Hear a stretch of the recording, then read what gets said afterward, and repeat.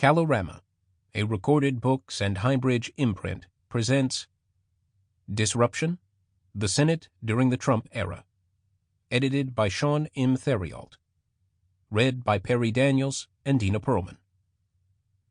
Publisher's Note: in this audio edition you will hear references to figures, tables, and an appendix present in the print and ebook formats of the book. Introduction.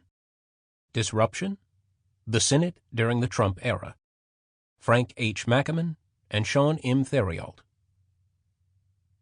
The genesis for Disruption: The Senate During the Trump Era occurred in December 2020 when C. Lawrence Evans, Newton Family Professor of Government at the College of William and Mary, posted a lengthy analysis on Facebook of the Senate floor exchange between Mitch McConnell and Chuck Schumer on potential votes for overriding a veto on a defense bill and the $2,000 stimulus proposal. In that particular moment, the interplay of the Senate and then-President Trump was at a critical moment. In the end, Congress overrode Trump's veto, the only one of his presidency. In a proposal to the Dirksen Congressional Center's Board of Directors, the one of us who at the time worked at the center argued that it will require sustained scholarly research to understand precisely the dynamics behind the Republican conference's machinations during the Trump presidency. The board subsequently approved an initial grant of $25,000 to the other one of us to put together a book on how the U.S. Senate evolved during the Trump presidency. The media coverage of Trump would leave the consumer with the perspective that everything changed either on the day Trump rode down the golden escalator at Trump Tower to announce his candidacy, June 16, 2015, on the day that Trump won the presidential contest, November 8, 2016, or on the day that he was sworn into office, January 20, 2017. No one doubts that Trump was cut from a different cloth than his predecessors. The media, though, offers only the first pass at history. The authors in this volume, some of whom come from the media, offer a more measured examination of Trump and the influence he had on an ever-evolving Senate. While the president may have been unique, the personalities in play may have been new, and the technologies and the strategies surrounding them may have been innovative. Some things persisted even in this new landscape. Let us emphasize one of these by historical example that bears repeating throughout this volume. Who leads matters. As the first session of the 86th Congress grew to a close in September 1959, Everett McKinley Dirksen, Republican, Illinois, the Senate's minority leader, dictated a letter to his counterpart, Senate Majority Leader Lyndon Baines Johnson, Democrat, Texas. Dear Lyndon, Dirksen began, the end of the session is somewhat like the end of an act in a play. It marks but a fragment of time and brings not only reflection on what has transpired, but curiosity as to what lies ahead. Dirksen was about to complete his first term as his party's leader in the Senate. He had marshaled his beleaguered and outnumbered Republican troops, the Democrats held a 65 to 35 seat majority, to combat the Democrats in a series of legislative battles including housing bills, mutual security, rural electrification, and highway construction funding, U.S. participation in a new Inter-American Developmental Bank, and extension of the military draft. As Congressional Quarterly put it at the beginning of the session, there was no question that a partisan battle of panoramic scope was in store. In the end, CQ counted only two major accomplishments in the longest session since 1951, an act admitting statehood for Hawaii and a tough labor reform law, the Landrum-Griffin Act. Partisan gridlock, then as now, hampered legislative productivity. The party majorities split on 50% of the 1959 roll calls, up from 42% in 1958. The average Democratic member and the average Republican member voted with their party majority 75% of the time, and against it only 16% of the time. Despite their nearly 2-to-1 majorities in the House and Senate, the Democrats made only token progress toward the balance of their legislative goals. Similarly, they granted just 40% of President Dwight Eisenhower's requests. Dirksen acknowledged the fraught politics of the session in his missive to Johnson. "We have differed, but always with high respect for each other's viewpoint," he suggested. "We have fought, gently, I hope, but always with understanding. We have asserted our various party causes, but always in good grace." Dirksen concluded, "We have shared a high mutual pride in the Senate and in a common effort to make it and keep it what it is and always has been, the greatest free, independent, undominated legislative body in the world." Partisanship tempered by high respect, understanding, and grace, terms no one would use to describe the Senate during the Trump years. Johnson replied 2 days later, "Of the leaders with whom I have served, there have been none who can wield the partisan stiletto with quite the gusto and zest that you do." He then added, "But even though the stiletto cuts deep, it never stings." In his letter, Johnson recalled for Dirksen a lesson the Texan had learned as a neophyte in Congress. "I was told that no leader can be very useful unless he has friendships on the other side of the aisle." Dirksen agreed when he noted that "our friendship has deepened and become a nourishing force in pursuing our respective duties." These private letters, never meant for publication, speak volumes about the relationship between these two leaders of competing political parties. Even as they disagreed, often pointedly, they respected one another, and they cherished their institution. Although the Senate was not particularly productive at that moment, Dirksen and Johnson were building a relationship that would bear much fruit before they both would leave Washington, D.C. The Dirksen-Johnson relationship proved enduring over the next decade as the two leaders worked together to pass landmark legislation during John Kennedy's New Frontier and Johnson's Great Society.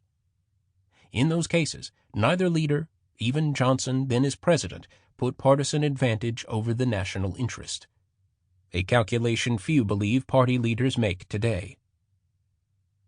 Partisanship in 1959 looked nothing like the virulent political chauvinism that infects the Senate today. Now, the stiletto stings.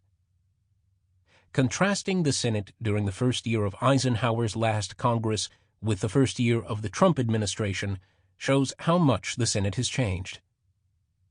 In 2017, a majority of Republican senators opposed a majority of Democratic senators on 76.0% of the roll call votes, the highest percentage in CQ's 66 years of gathering the data. On those votes, Democrats voted with each other an average of 92% of the time, and Republicans voted with each other 97% of the time, which is also an all-time high. The next closest was 94% in 2003.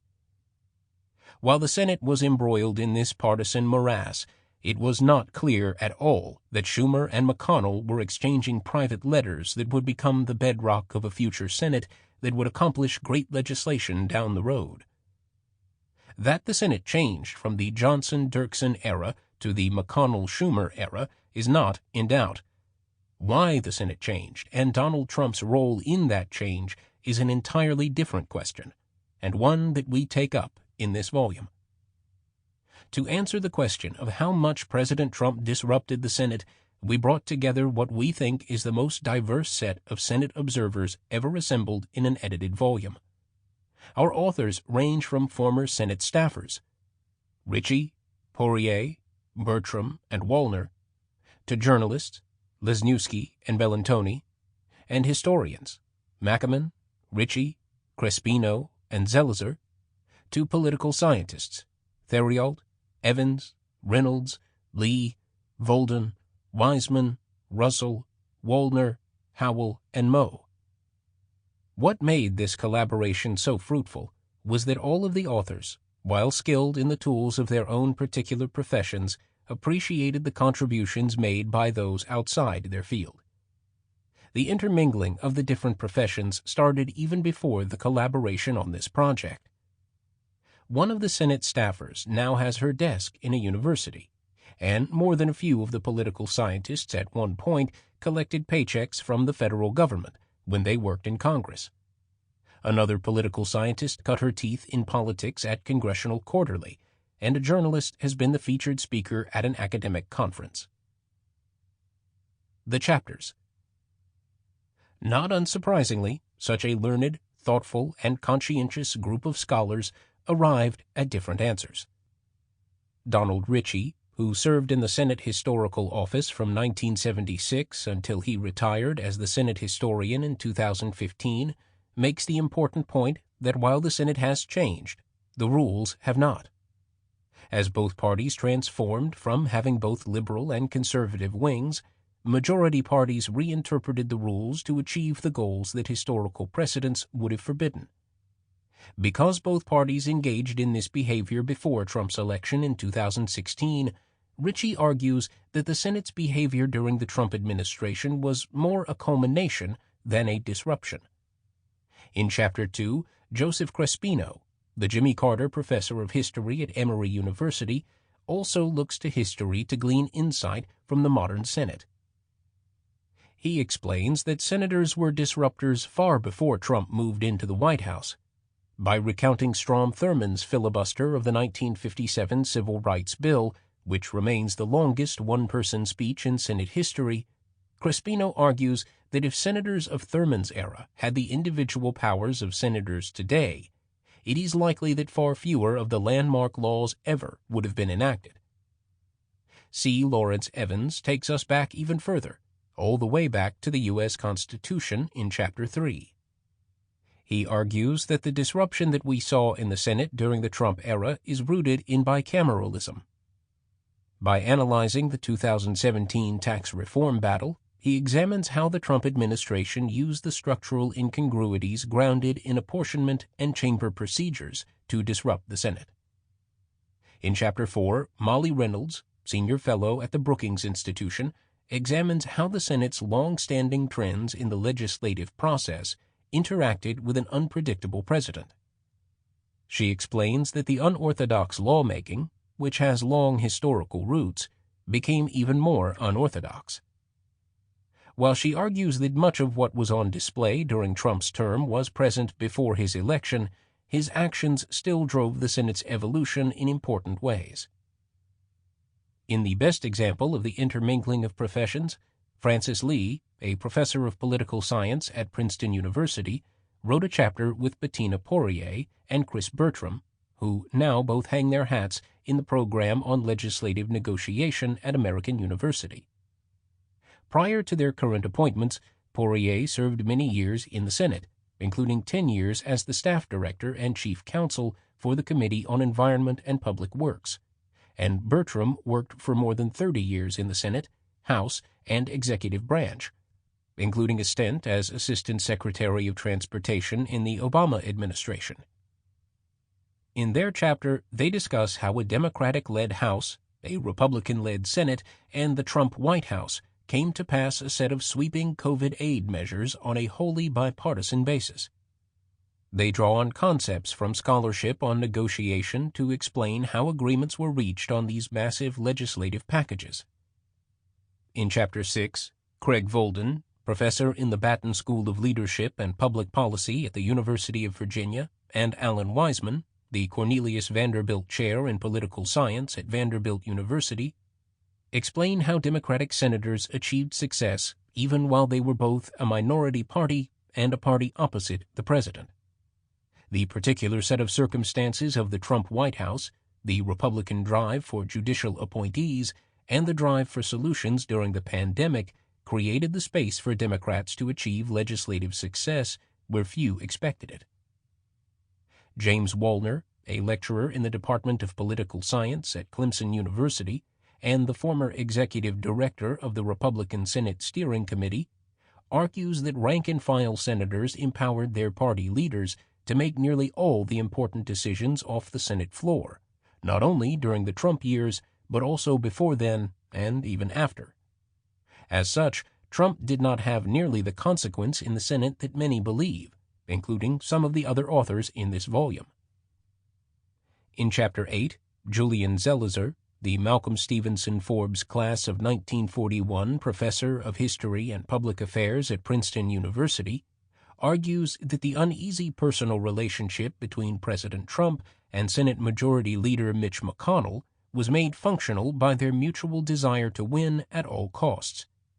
He argues that McConnell sacrificed the goals of governance and preserving democratic institutions on the altar of partisanship by weaponizing every conceivable process and norm to maintain legislative power.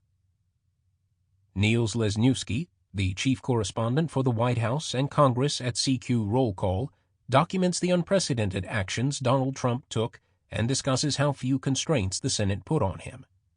He argues that the Senate often found itself either unequipped or uninterested in responding to Trump's pushing of the envelope. In Chapter 10, Annalise Russell, an assistant professor at the Martin School of Public Policy and Administration at the University of Kentucky, who cut her political teeth at Congressional Quarterly before going to graduate school, examines how Senate communication strategies were transformed by growing dependence upon Twitter and Trump's use of the platform.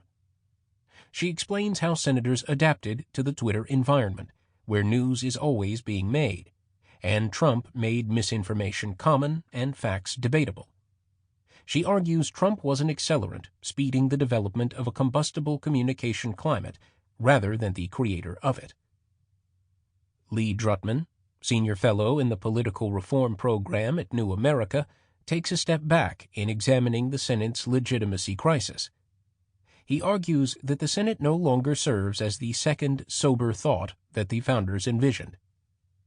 Even as democracies around the globe are curtailing the powers of their upper chambers, the Senate continues to flex its powers, and the gridlock it imposes on the entire system will likely persist for the foreseeable future. In Chapter 12, Christina Bellantoni, the director of the Annenberg Media Center at the University of Southern California, and formerly the political editor at the PBS NewsHour and editor-in-chief at Roll Call, wears both her journalist and academic hat in documenting how the Senate has changed since she started her career in Washington, D.C. In the end, she argues that many of the fibers that kept the institutional fabric of the Senate together were cut during the Trump years. The final substantive chapter showcases presidency scholars William Howell, the Sidney Stein Professor of American Politics at the University of Chicago, and Terry M. Moe, William Bennett Monroe Professor of Political Science at Stanford University, putting the Senate into the broader American political system context. They chronicle the many unilateral actions Trump took in the face of congressional disinterest, dysfunction, and even opposition. They argue that Congress's own pathologies often make legislators incapable of overturning any presidential action, even those with which they vehemently disagree.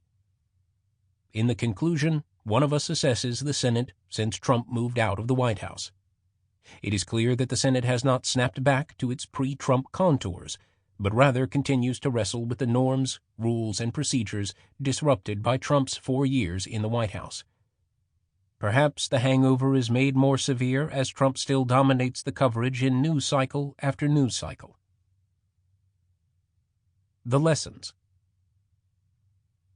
All the authors agree that Trump mattered, though they might heartily disagree over the extent to which he mattered.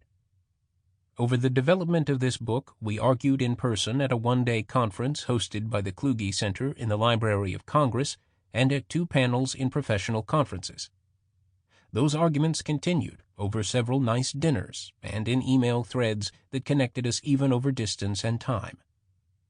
While the varying perspectives vindicated the Dirksen Center's board in seeking an examination of this subject and the collection of perspectives that one of us assembled, the team of authors in this volume are more unified in arguing that Trump mattered than they are divided in how much he mattered.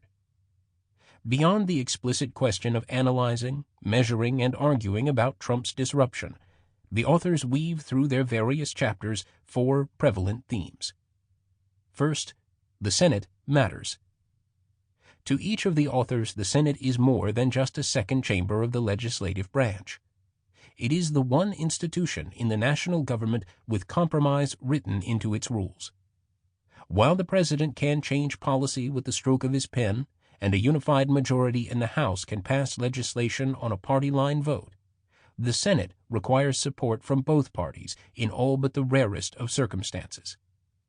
As James Madison, though himself never a senator, said at the Constitutional Convention, the use of the Senate is to consist in its proceedings with more coolness, with more system, and with more wisdom than the House of Representatives.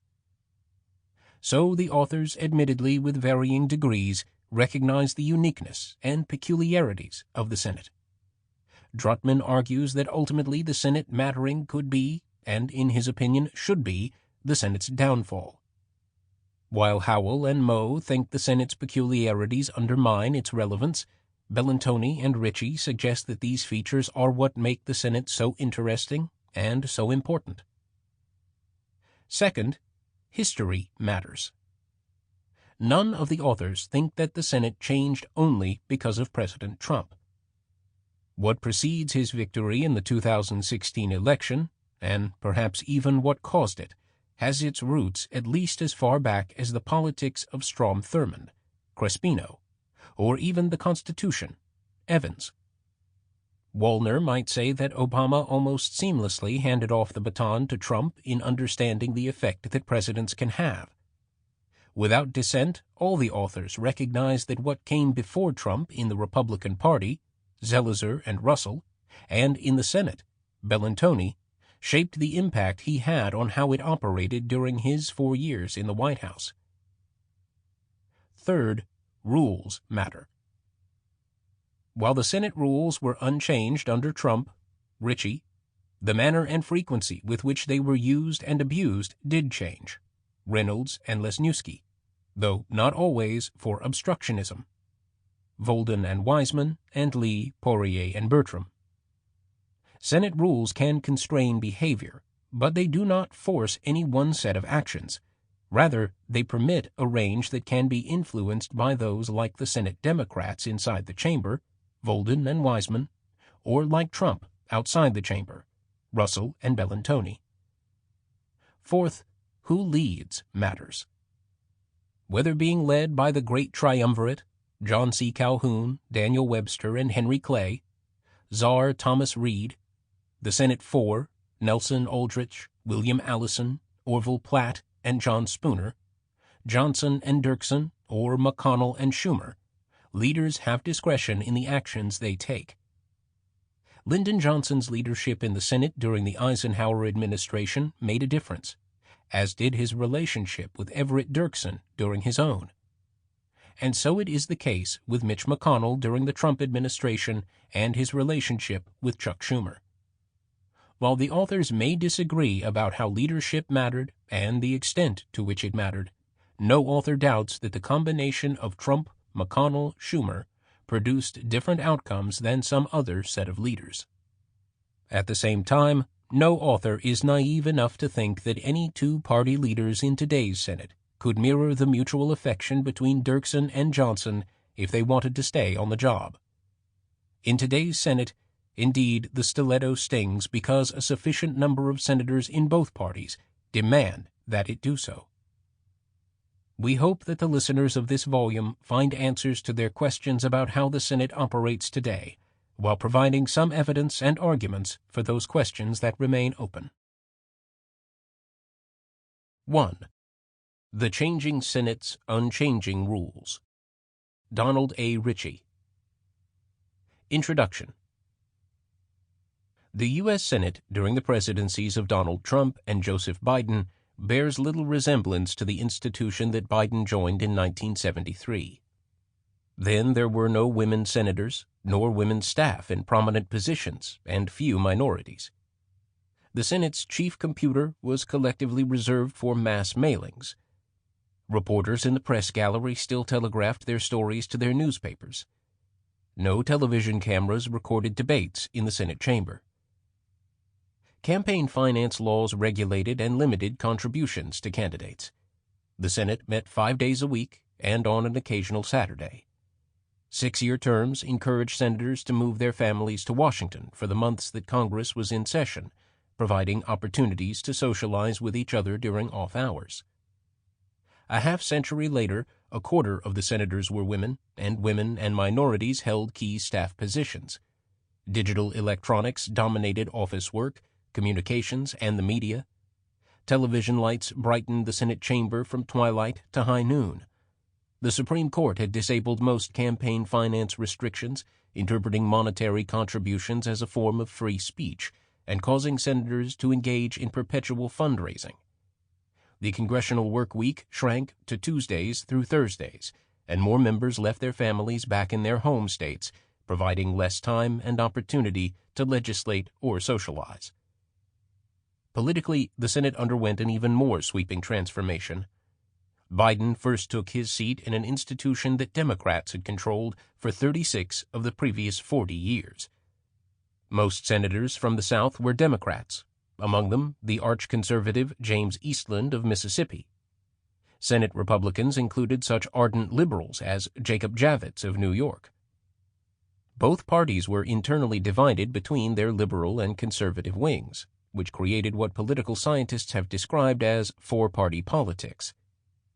Liberals would join forces against conservatives, with both sides vying for those in the middle. Almost all votes were bipartisan. A straight party line vote would have made headlines. Over the next 5 decades, Democrats and Republicans split control of the Senate equally, with the majority switching back and forth about every 6 years. The South seceded from the Democratic Party, and conservative Republicans expelled liberals as rhinos, Republican in name only.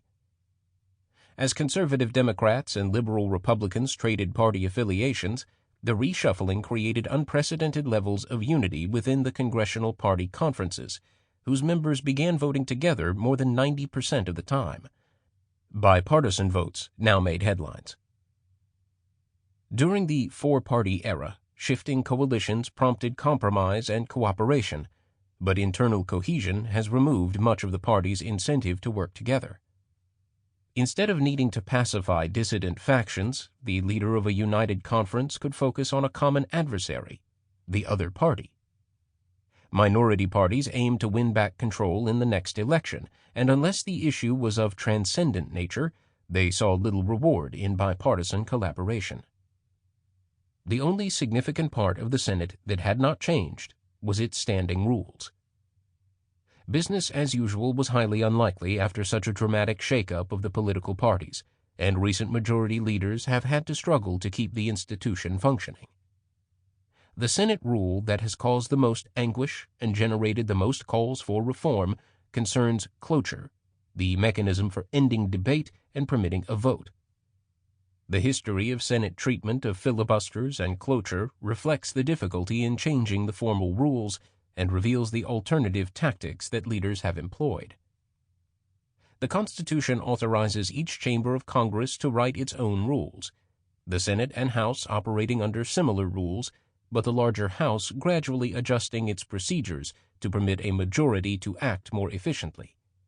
It has always been easier for the House to revise its rules, since its entire membership stands for election every 2 years. Newly elected majorities can adopt whatever rules suit their purposes. By contrast, since only a third of the senators run in each election, a quorum always carries over into the next Congress. The Senate has therefore defined itself as a continuing body that does not revise its rules at the beginning of each Congress. The Senate rules. In its more than 2 centuries of operation, the U.S. Senate has conducted only 7 general revisions of its rules, the last taking place between 1979 and 1983.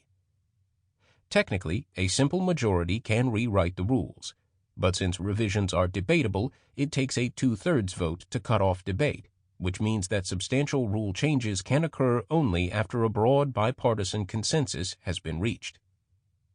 The rules have traditionally given more muscle to the minority, which in the Senate can be the minority party, a faction within either party, or a single senator.